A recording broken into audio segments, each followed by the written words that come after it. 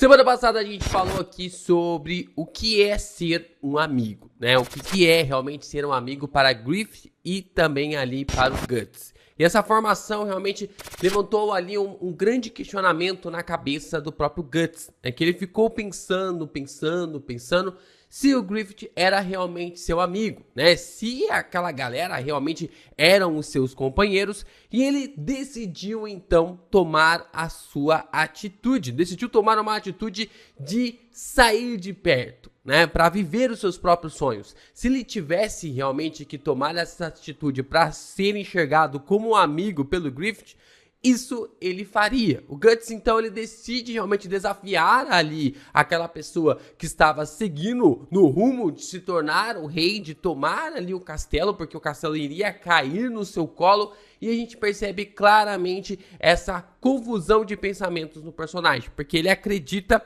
que ele não seria um igual, ele não seria uma pessoa na qual poderia andar ombro a ombro com Griffith se ele não seguisse ali as suas ideias, seus pensamentos e até mesmo o seu próprio sonho. A espada é tudo para um guerreiro. E a gente observa ele então numa floresta lá no capítulo 37, na qual ele começa a pensar um pouco mais sobre a vida. Depois de ter confrontado ali o seu melhor amigo, depois de ter abandonado seus amigos para trás, né, para viver o seu próprio sonho, não dá para chamar assim de abandonar, mas de momentaneamente deixar eles para trás para que pudesse realmente adquirir mais habilidades e mais poder em questão ali nesses duelos e confrontos que o personagem vai passar pela vida. Só que o Guts, ele então começa a pensar um pouco mais sobre essa situação. Ele começa a pensar, digando assim, caraca, e se eu tivesse ficado? E se eu tivesse realmente permanecido ao lado dos meus companheiros? Será que eu realmente conseguiria se tornar a pessoa que eu sou hoje? Será que eu entenderia um pouco mais esse conceito de sentir falta? Será que eu teria esses mesmos pensamentos que eu estou tendo agora na forma de sentir falta dessas pessoas? Porque a gente só sente falta normalmente, né? A gente só sente falta normalmente quando a gente perde algo, né? A gente só vai sentir falta quando a gente perde aquela coisa. E assim a gente fica pensando nessas possibilidades e até mesmo o Guts levanta isso na história de uma forma sensacional. E isso é muito importante porque a gente vai conseguindo enxergar um pouquinho mais, né, sobre como o Guts e o Griffith, eles eram individualistas, mas ao mesmo tempo seguindo os seus próprios objetivos. O Griffith, ele acende uma chama dentro do Guts falando assim, você não pode ser meu amigo, e ele fala isso, ele não sabia que o Guts estava ouvindo, mas ele fala isso, você não pode ser meu amigo se você apenas seguir o meu sonho cegamente. Se você me seguir cegamente sem ter um objetivo e sem ficar lado a lado comigo, você não pode me acompanhar. Isso faz o Guts se mexer. É isso que faz ele prosseguir para novos rumos. Só que no meio desses rumos, ele acaba encontrando o Skull Knight, né? O Skull Knight, que é um personagem realmente ali que tem essa situação, essa aura misteriosa sobre ele. Eu ainda não cheguei sobre muitos mistérios, ainda não entendi o que aconteceu com ele direito, tal. Ainda tô realmente absorvendo algumas ideias, mas quando ele chega pela primeira vez no capítulo 37, a gente já sabe, muita coisa vai mudar.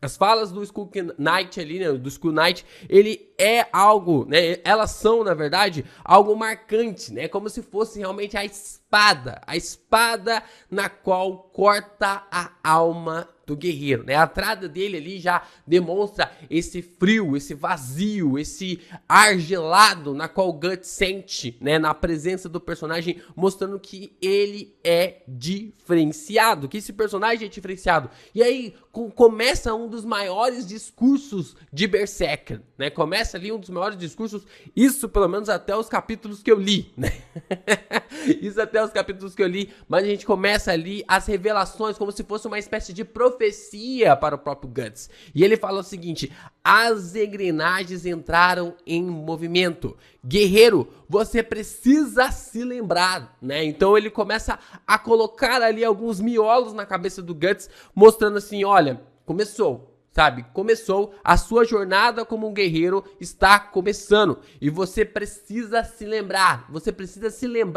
do seu caminho, você precisa se lembrar para que você realmente nasceu, para o que você foi criado, qual é o seu destino e qual é o seu propósito. Essa é a forma interessante, porque o Guts estava começando a sair do caminho na qual ele havia sido traçado desde o começo. Da mesma forma como o Griffith vai tomar uma escolha lá na frente sobre como o Guts também estava fazendo ele sair do seu caminho. Olha só como os dois personagens estão, ou na verdade sempre estiveram entrelaçados, né? Esse é um contexto bem legal, dá até para arrepiar um pouquinho sobre essas falas e essa profecia dado ali para o Guts. E a gente segue aqui com a fala do Skull Knight, ele diz: tudo começa agora e termina no momento do eclipse daqui a 1 ano. Você e seus amigos estão caminhando cegamente rumo ao seu fim. Seus miseráveis corpos serão enterrados. Uma tempestade de morte cairá dos céus para consumir todos vocês, né? Então, esse é um detalhe importante, porque aqui essa linha de pensamento já estava sendo desenvolvida sobre o que vai colidir lá na frente, né? Sobre essas ideias. A gente já pensa, caraca, o que é o eclipse? Se você nunca leu Berserk, ou se você leu Berserk sem tomar nenhum spoiler, você é um cara sortudo. Mas aqui a gente já começava a falar, ih, caramba, se você tomou algum spoiler, aqui começa. Então é aqui que o bicho vai pegar, né? Então você já começa a pensar ali sobre essas mensagens e essas frases ali do Skull Knight para o próprio Guts, de que os corpos das pessoas queridas serão enterradas, uma tempestade de morte cairá dos céus e tudo começará agora e só vai terminar no eclipse. Isso é algo crucial para consolidar ainda mais a ideia dos caminhos tanto do Guts quanto também do Griffith, como os dois personagens que estão entrelaçados. Pelo que dá a entender, a gente sabe ali, ou começa a buscar de que existem realmente conceitos divinos ali em Berserker, e esses conceitos divinos começam a ser perseguidos por outras pessoas. Essas pessoas que vão ser colocadas ali como seres que são o contrário, o oposto, e logo aqueles que são considerados como oposto se tornam inimigos de Deus. E o Guts se encaixa nessa figura. O Guts se encaixa como essa figura de ser realmente o inimigo de Deus. Todo esse conceito ele é ainda mais aprofundado nas próximas falas do Skull Knight. Ele fala, lute, desafie e lute novamente. Uma espada é tudo o que um guerreiro pode usar para enfrentar a morte. Nunca se esqueça disso, né?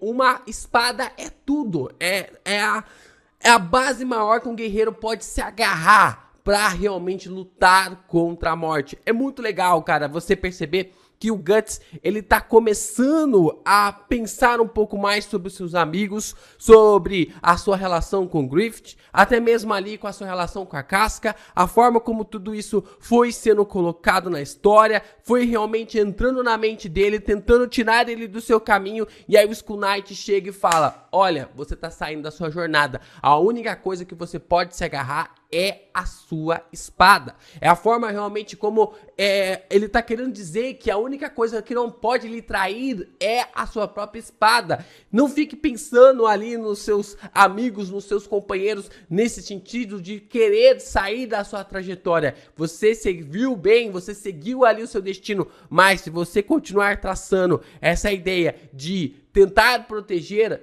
essa proteção vai levar eles à ruína. Essa é a fala ali do Skull Knight sobre esse momento tão marcante do encontro desses dois personagens. E aí então a gente tem toda essa construção final dele falando, nunca se esqueça disso. Você não irá se aprofundar em trevas. Você é aquele que luta mesmo com a espada quebrada.